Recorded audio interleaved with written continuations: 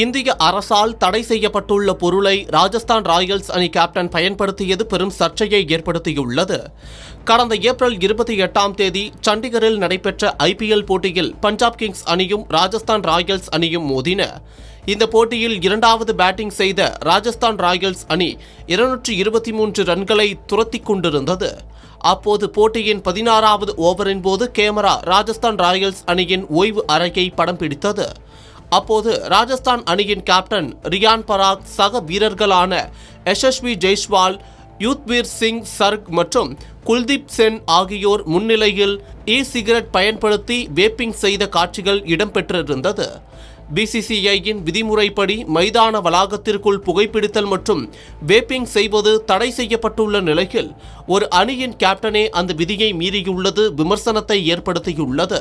இதன் காரணமாக ரியான் பராகுக்கு தண்டனை அறிவிக்கப்படலாம் என்று கூறப்படுகிறது. அதே நேரம் சிகரெட் பயன்படுத்துவது இந்தியாவில் தடை செய்யப்பட்ட செயலாகும். அரசு கடந்த 2019ஆம் ஆண்டு மின்னணு சிகரெட்டுகள் தடை சட்டம் கொண்டு வந்து சிகரெட்டுகளை பயன்படுத்துவது மற்றும் விற்பதை தடை செய்துள்ளது.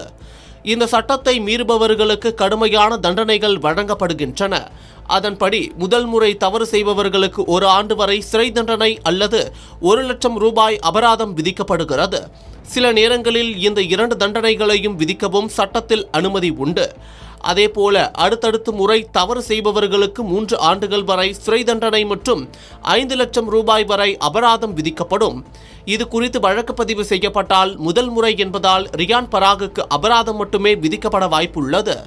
அதே நேரம் அவரிடம் குறிப்பிட்ட அளவுக்கு அதிகமான சிகரெட் இருப்பது கண்டுபிடிக்கப்பட்டாலோ அல்லது அதனை அவர் பிற நபர்களுக்கு பகிர்ந்தாலோ அவருக்கு சிறை தண்டனை கூட விதிக்கப்படலாம் என்று கூறப்படுகிறது.